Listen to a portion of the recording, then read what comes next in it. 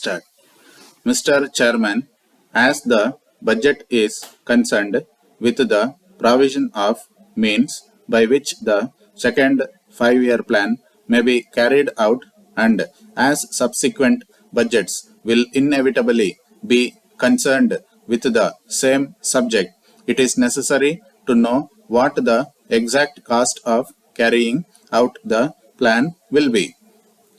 Now, the finance minister said in his speech in March last that the foreign exchange needed for carrying out the plan would have to be greater by 400 crores of rupees. He has said in his recent speech that the estimated gap in the balance of payments has widened partly because in some respects the initial estimates were on the low side and partly because of the rise in prices abroad. I want to know whether the total cost of the 5-year plan now is 5,000 crores or more. I think we must have a full idea of the cost of the plan before we consider measures that are being adopted in order to provide the means for carrying it out. I have no doubt that the finance minister will give us full information on this point. Now, sir, before considering the question of taxation, I would like to ask him what measures have been taken by government to add to our earnings from exports. This is subjects to which the finance minister has referred more than once, but we are not aware of any particular step having been taken to increase these earnings. I know that a committee has been appointed to consider this matter. We do not know how long the committee will take to submit its report, but it is of importance for us to know, in view of the amount of foreign exchange needed, whether it is possible for us to expect a substantial increase in our export earnings in the course of a year or two.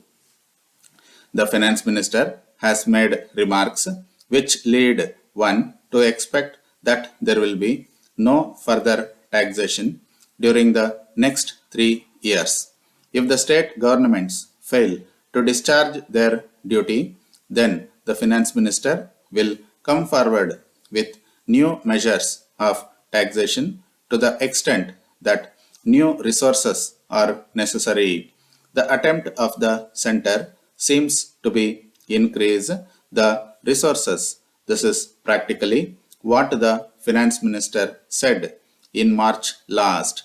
Anyone who compares the conditions of the masses in this country with the standard of living of the man in the street in more advanced countries of the West cannot fail to be struck by the contrast between the two.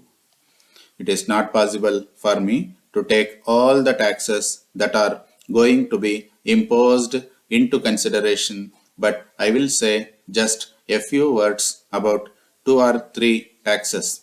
The indirect taxation that has been imposed, it seems to me, is very large. In fact, the government of India have depended for extra resources more on indirect taxation than on direct taxation. I do not say that no indirect taxation should be imposed in any case, but is it necessary in view of what I have said to impose so many indirect taxes? Taxes may be small, but if you considered the rise in prices, the burden imposed on the poorer people will be appreciable. Then I should like to consider the tax on cement and steel. I am aware of the fact that the price of imported steel has gone up, but government have raised the price of steel. I suppose because of the rise in the price of foreign steel. Now, I would like to refer to one other matter, namely price of food articles and cloth before I make one or two brief remarks about the defense forces. I think the finance minister has said something which led one to think that prices of food grains and cloth have gone down during the last few months. Now, though the index figure many show this, the price of cloth to the consumer or the price of food grains is not one pi less than it was when the finance minister increased excise duty on cloth last year. As regards food grains, anybody can see whether it is a fact that their price has fallen in spite of the food subsidy fund which finance minister has promised to create. I do not think that the question of food can be dealt with easily. The center last year released substantial quantities of food grains from its food stocks, and yet the inflationary pressure continues because of the policy of government, and I think that it will continue unless the production increases substantially. I do not think that we shall completely rid of these pressures. Now, I would like to say a word about the defense forces. We have got a small army. It is necessary, therefore, to see that it is well equipped and that the officers and the men are contented. It does not possess the modern equipment necessary to discharge its duty well. Dear sirs, we regret to say that our stocks of the particular pattern of cotton material you ordered are exhausted. As the cloth has to be imported, we are not in a position to effect delivery in less than a fortnight. It must also be understood that this period will be exceeded if the markets have none of the patterns selected on hand. There is, however, little danger of this.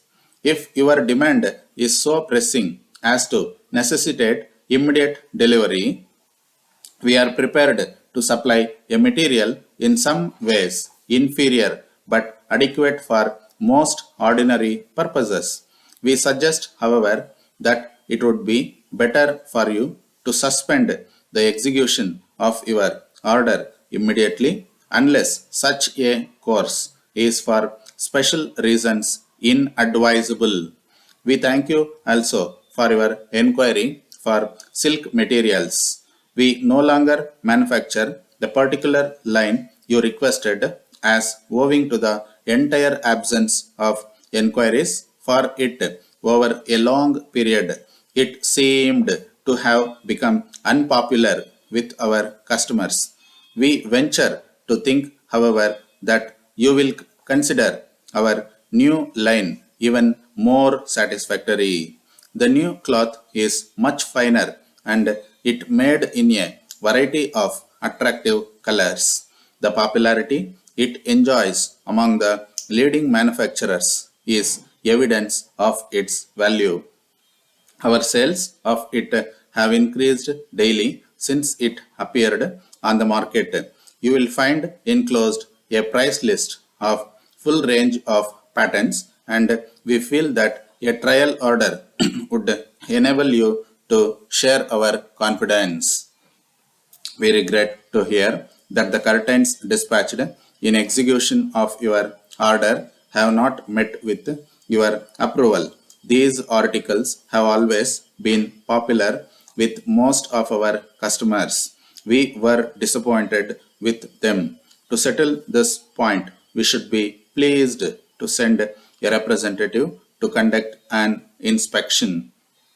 Further, we have to inform you that we have now removed our factory to the new address to cope with the ever increasing demand made upon us by our clients. The new factory is near the railway goods station. Moreover, it is sufficiently equipped to turn out 3 times our former production. Yours faithfully.